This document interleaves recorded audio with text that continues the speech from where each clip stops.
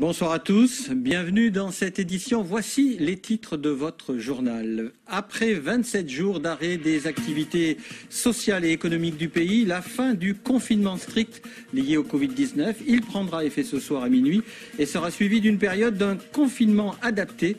Notre invité fil rouge de cette édition est Thierry Santa, président du gouvernement. Bonsoir. Bonsoir. Une nouvelle séquence liée au coronavirus s'ouvre dès demain, une période transitoire qui durera jusqu'au 4 mai. Nous ferons le point sur les conditions de la reprise économique, de la libre circulation et de la rentrée scolaire. Salles de cinéma et Covid-19, avec le confinement adapté, elles ne rouvriront pas demain comme toutes les entreprises liées aux loisirs et spectacles.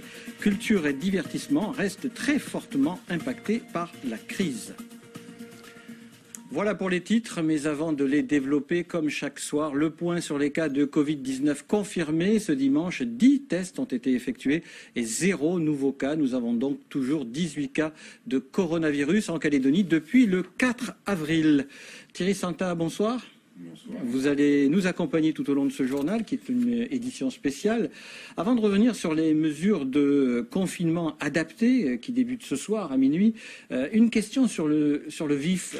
Au sein de votre gouvernement, aujourd'hui, Philippe Germain, dans un communiqué, vous demande, je cite, de surseoir en urgence à la politique active de rapatriement que vous avez mis en place. Que lui répondez-vous ? Je suis un peu surpris par ce communiqué que j'ai constaté comme vous aujourd'hui, quand on sait que ça fait au moins 4 semaines, pratiquement un mois, que c'est le sujet essentiel de toutes nos rencontres de collégialité que nous avons tous les jours, à l'exception du dimanche. Tous les jours, le gouvernement collégial se réunit à 16h30 et parle en particulier de cette question des procédures de rapatriement de nos concitoyens. La décision, elle date, je le dis, déjà depuis au moins 4 semaines, de maintenir ce rapatriement ou de reprendre plus exactement ce rapatriement, puisque chacun d'entre nous avait à l'esprit nos valeurs fondamentales. Je l'ai dit dans un de mes discours, de républicaine, océanienne, chrétienne, et en particulier cette valeur de solidarité qui nous caractérise et d'entraide. Et cette différence affichée. Et donc sur la base de ce constat de partage de ces valeurs, la décision a été prise de procéder au rapatriement de tous les Calédoniens bloqués à l'extérieur. Tous les Calédoniens qui vivent normalement ici en Nouvelle-Calédonie. Et juste permettez-moi de rappeler tout le process quand même. Mais rapidement, c'est quand même une différence affichée. Est-ce que c'est pas un couac quelque part ? C'est pas un couac, mais laissez-moi terminer, parce que vous allez comprendre pourquoi cette décision a été prise et comment elle a été surtout mise en œuvre.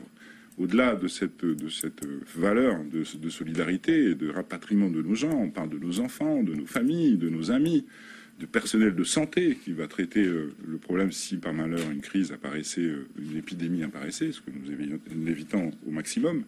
Mais pour permettre cela, il fallait par contre en face garantir absolument la sécurité sanitaire des Calédoniens. Et là, donc, tout un processus a été mis en place. Les passagers doivent remplir un formulaire avant d'embarquer, doivent subir un examen médical dans l'avion, M. Wazada, d'un protocole très précis permettant de garantir de manière absolue les gestes barrières. Sur le communiqué de M. Germain, à l'arrivée, vous ne nous dites pas rien. Laissez-moi terminer, s'il vous plaît. À l'arrivée, à nouveau, un contrôle médical, un protocole également très strict dans le transport jusqu'à l'hôtel, et enfin, donc, une mise en confinement dans les chambres d'hôtel. Donc tout ça, et enfin, à l'issue du confinement, un test PCR systématique de tous ces passagers.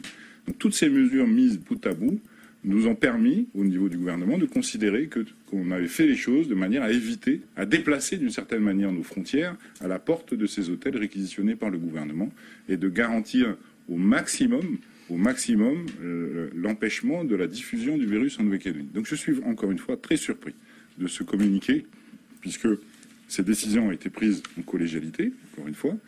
Donc je ne comprends pas, et je ne comprends pas, sauf à mettre le doute dans l'esprit de la population, et vous me posez des questions justement du fait de ce doute, et je ne vois pas d'autres raisons que des raisons politiciennes. Alors, puisqu'on est dans les questions d'actualité, la quatorzaine qui passerait à 21 jours pour certains rapatriés, vrai ou faux ?